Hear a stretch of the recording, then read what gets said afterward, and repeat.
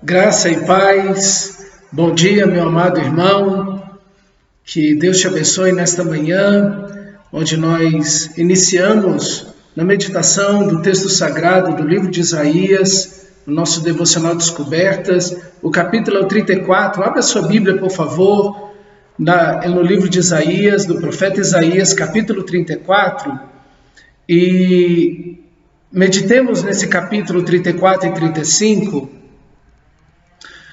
Abra também seu caderno, para que você possa fazer suas anotações, de repente você tem alguma dúvida. Então, vamos meditar nesse texto. O capítulo 34 inicia com uma profecia de juízo contra todas as nações da terra. Um juízo que alcançará todas as nações, mas o texto também nos mostra que alcançará os céus. Os céus serão desfeitos. E o texto diz que as estrelas e todas as hostes celestiais cairão do céu como as folhas caem dos figos. O movimento das profecias geralmente se dá de uma forma específica, às vezes uma profecia a um povo, a uma pessoa, que tem não apenas um significado sobre aquele povo, sobre aquela pessoa ou aquela cidade, mas também a todas as nações. Então ele vai do específico para o geral ou global e do geral ou global para o específico. Esse movimento que as profecias fazem é muito comum. Não todas as profecias, mas algumas profecias têm esse tipo de movimento, e aqui é o que nós vemos. Essa profecia começa com todas as nações, mas vai para o específico, que é Edom. Então, Edom se torna o modelo do pecado de todas as nações, mas também o modelo do juízo de Deus sobre todas as nações. Acontece isso, por exemplo, com Sodoma e Gomorra. Acontece isso também com o mundo pré-diluviano.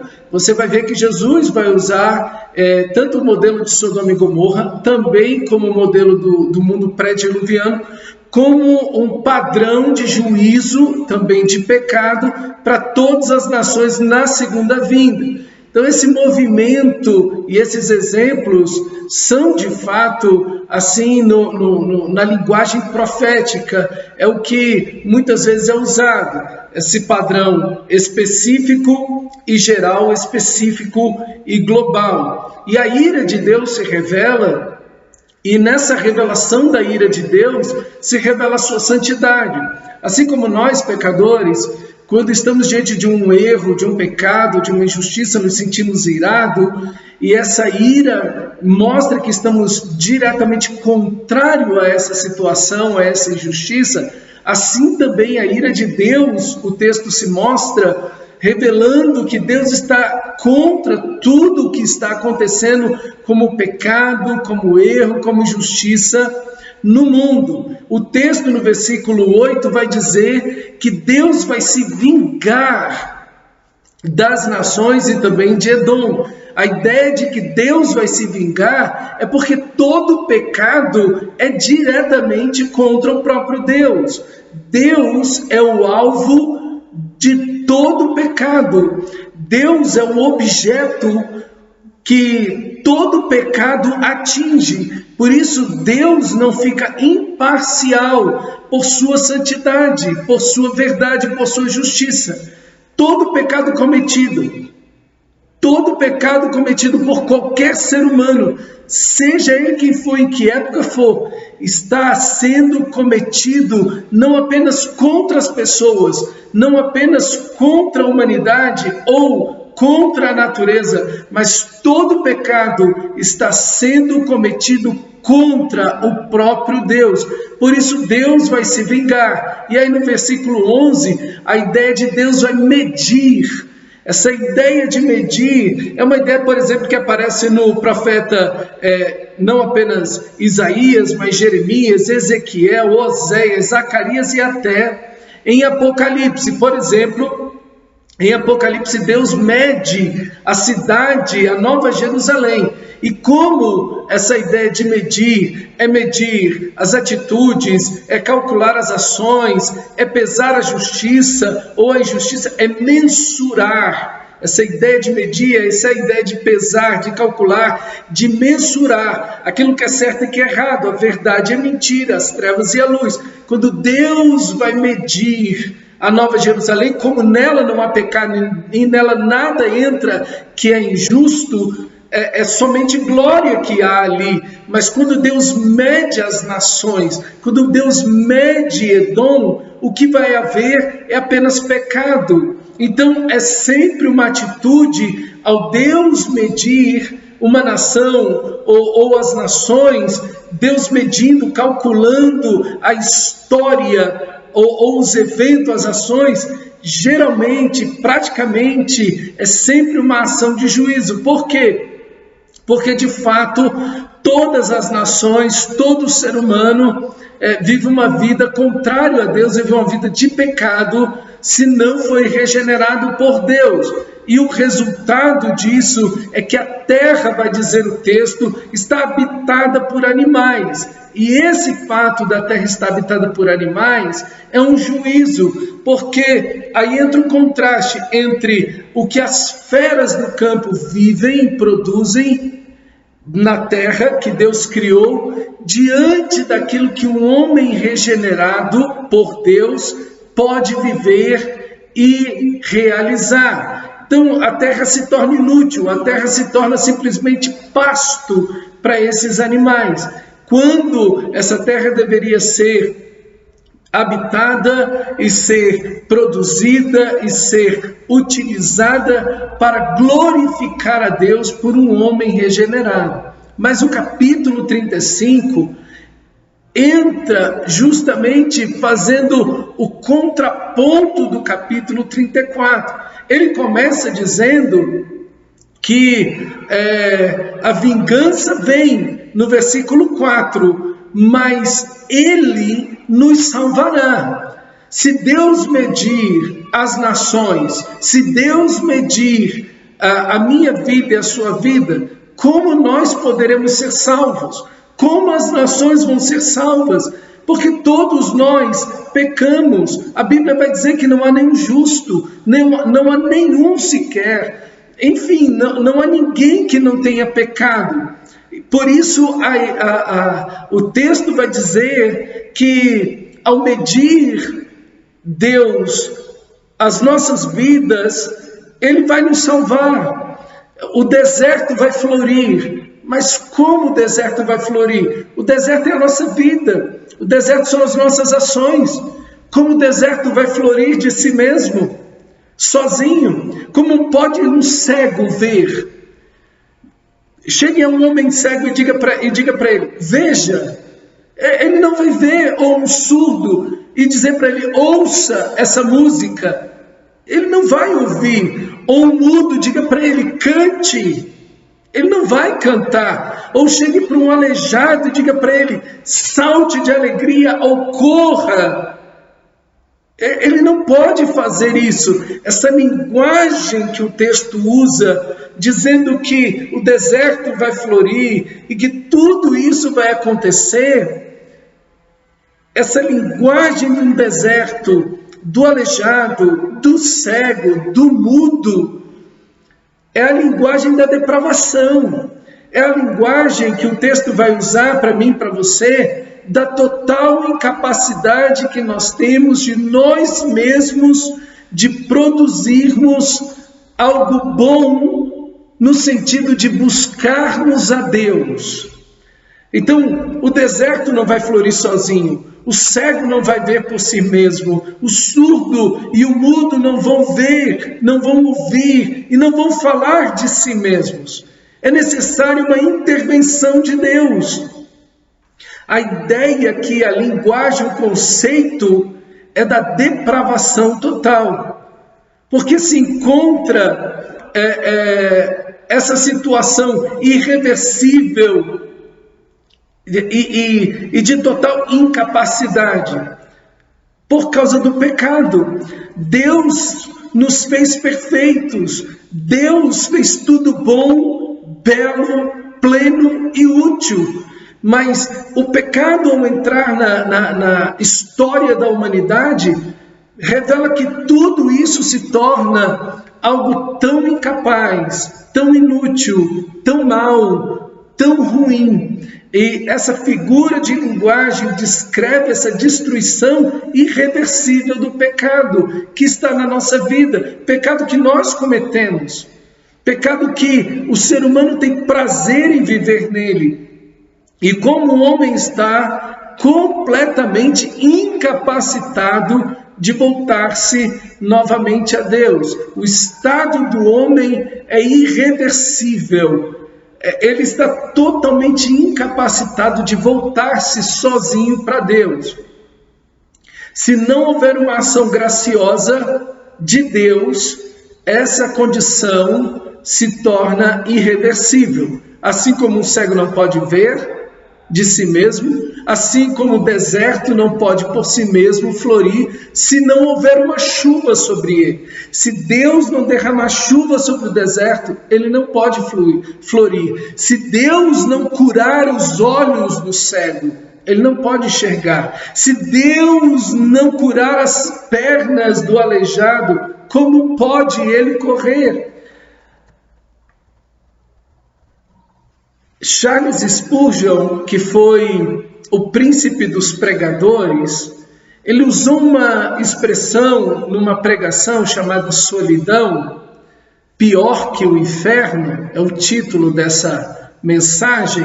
Isso em 1834, que foi quando ele nasceu, até 1892, quando ele faleceu. Nesse período ele produziu essa pregação, e nessa mensagem ele diz assim: não posso entender porque algumas pessoas estão tão afeiçoadas pelo livre-arbítrio. O que é o livre-arbítrio? Livre-arbítrio é a ideia de que eu, de mim mesmo, e qualquer pecador, qualquer ser humano, de si mesmo, pode, a hora que quiser, no momento que desejar, dizer: eu aceito a Cristo, eu volto para Deus, eu quero Deus na minha vida, ou eu vou voltar para Deus no momento que eu quiser. Isso é livre-arbítrio, é essa decisão que o ser humano tem de si mesmo, de voltar-se para Deus a hora e quando ele quiser. Ele pode decidir isso. De fato, a Bíblia vai mostrar que não podemos fazer isso de nós mesmos, como pode o cego ver por si mesmo. Como pode o deserto florir de si mesmo, ou sozinho? Como pode o aleijado dizer: agora eu vou levantar, e vou correr, e vou dançar? Como pode o surdo dizer: a partir desse momento eu decido ouvir? Ou o cego dizer: eu decido ver? Assim como essas figuras mostram uma total incapacidade do ser humano de, por si mesmo, chegar a reverter a sua situação em relação a Deus, em buscar a Deus, em amar a Deus, assim não existe o livre-arbítrio. Nesse sentido, o livre-arbítrio é uma mentira. Por quê? Porque o cego não pode ver de si mesmo. O deserto não pode por si mesmo florir. E o aleijado não pode de si mesmo correr e dançar. Se não houver uma ação de Deus que mude, que reverta essa situação, jamais haverá por parte do pecador a ação de voltar-se sozinho para Deus. Como a Bíblia vai dizer em Efésios capítulo 2, pela graça sois salvos. Você é salvo pela graça de Deus, pela ação amorosa de Deus. Se Deus não agir amorosamente em relação a você, você não poderá voltar-se para Ele. Não posso entender de Charles Spurgeon, porque algumas pessoas estão tão afeiçoadas pelo livre-arbítrio. Eu creio que o livre-arbítrio é o deleite dos pecadores, mas a vontade de Deus é a glória dos santos, a vontade soberana de Deus. Você é livre para decidir, mas sempre suas decisões estão contaminadas pelo pecado. Pegue um copo d'água, coloque uma gota de tinta ali. Ele vai contaminar toda a água. Toda a água está poluída por aquela gota de tinta. Assim, todas as nossas ações, até as boas ações, estão contaminadas pelo orgulho, estão contaminadas pelo desejo de autossalvação, de autojustificação. Todas as nossas atitudes, todo o nosso ser, tudo que vivemos está contaminado. Assim é essa ideia de que o cego não pode ver por si mesmo, e assim como o deserto não pode florir sozinho de si mesmo. A glória de Deus se revela em medir todo ser humano e ver que todo ser humano no seu pecado está caído, mas a glória de Deus se revela quando não apenas ele emite juízo, mas quando ele decide fazer o deserto florir, quando Deus decide fazer o cego ver, quando Deus decide fazer o mudo cantar e o aleijado dançar de alegria. Meu irmão, é a graça de Deus que fez você ver. Eu era cego, mas agora eu vejo. É Cristo vindo e mudando toda a nossa realidade.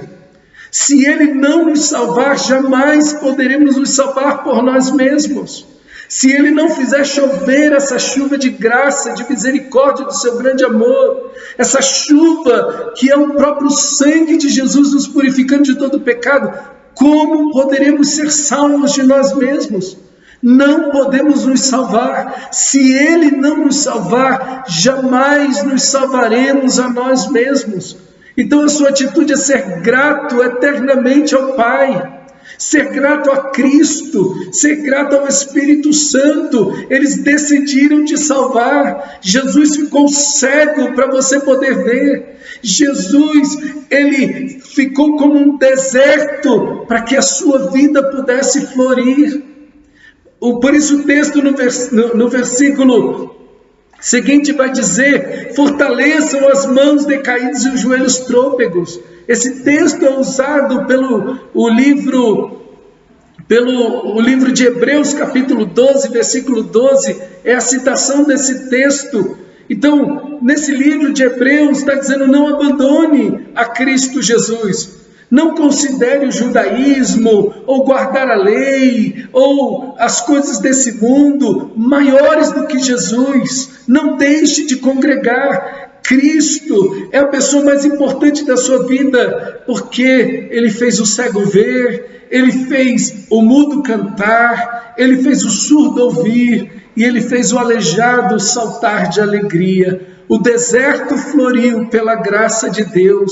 Viva essa vida plena, porque não apenas o deserto vai florir, diz esse texto de Isaías, mas esse deserto se tornará no mar. Esse deserto viverá a plenitude. Assim também é a vida do cristão, uma vida cheia da plenitude do Espírito.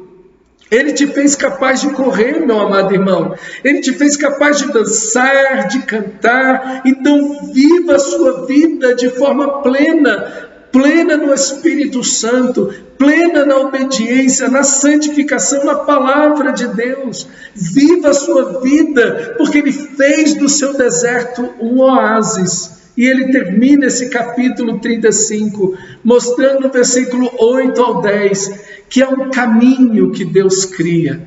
Um caminho que é um caminho elevado, um caminho que é chamado caminho santo. O imundo não trilhará sobre ele. Muita gente critica esse conceito bíblico da salvação. Quando Deus nos salva, então, se Deus me perdoou, se Deus me salvou, então eu posso viver qualquer vida que eu quiser, de forma alguma. Nesse caminho, o imundo não passa por ele. Esse caminho é o caminho da santidade.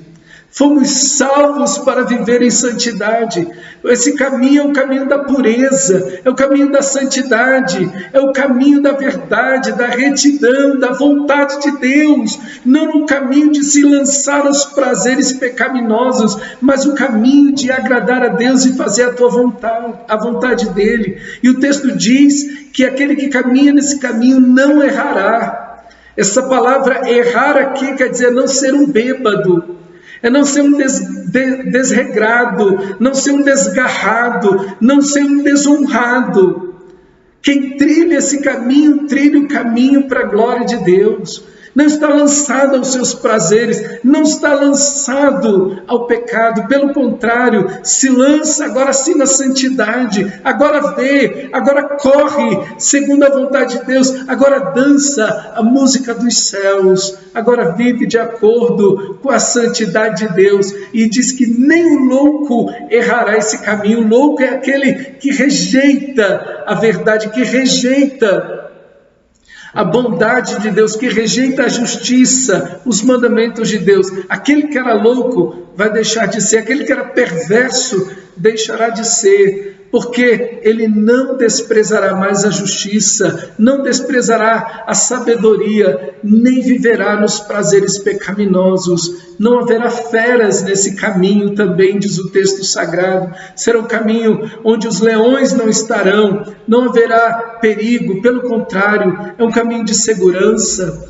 de paz, de tranquilidade, de certezas. Que caminho maravilhoso! É o caminho que Deus tem para você, é o caminho do Evangelho, é o caminho da salvação, é o caminho de Cristo. Seguir a Cristo, ser discípulo de Cristo, é andar seguro, é andar em paz, em tranquilidade, em certezas, ainda que hajam dificuldades, ainda que hajam lutas. Você vai poder saltar de alegria, você saberá que o Senhor está ali caminhando com você, que é o caminho certo, aplainado, é o caminho onde o diabo, onde as feras não estarão, o caminho da santidade de Deus. E Deus é o remidor.